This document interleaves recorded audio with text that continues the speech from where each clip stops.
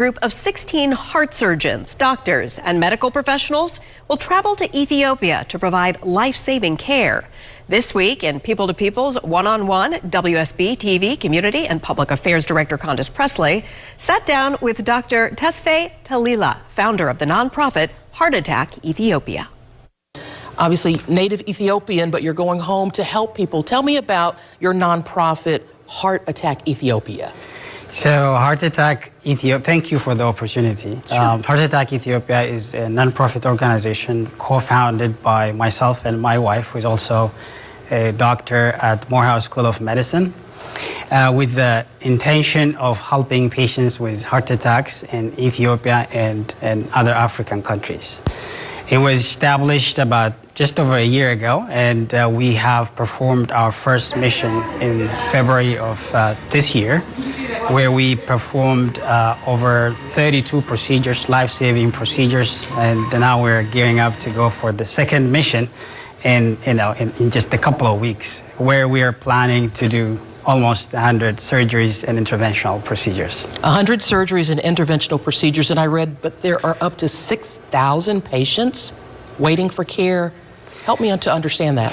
Yeah, so as you know, the cardiovascular condition in most of Africa and most of, obviously, Ethiopia has been in getting worse. So because of that, there's very poor access to cardiovascular care, so they keep piling up these patients who are mostly young.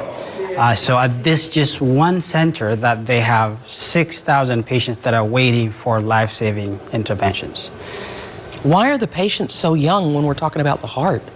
So mostly it is valvular heart disease that is impacting these patients, and valvular heart disease by its very nature is a long-term consequence of sore throat, untreated sore throat that also damages the heart valves, where actually, unlike the rest of the world, these conditions, they tend to manifest early on because of recurrent infections.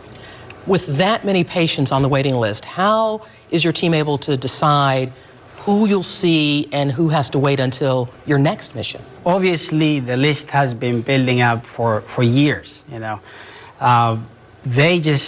For now, they choose the patients. The doctors who are on the ground, who are running the centers, choose the patients. So they just go on a first-come, first-served basis.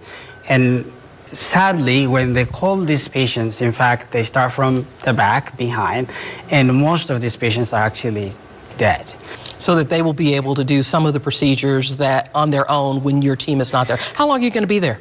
I will be there for 2 weeks. It's going to be very long days, very busy. We're planning to do about 20 open heart surgeries, about 50 stents, about 20 or 30 pacemakers. So will be very long days, but we're very excited about it. And this is one of the most gratifying things that you could really ever do for your country. I'm originally, obviously, from Ethiopia. I came here to do my cardiology training. And the intention initially was to go back, but 15 years fast forward, I'm still here. So this is me as close as I can get to getting back, giving back, and going back to Ethiopia. Will you come back and tell me about this mission after you get back later this month? I would be happy to do that. That would be amazing. Yes. Dr. Tesfaye Talila, good luck. You're doing God's work. Thank you so much. Thank you for having me, Candace.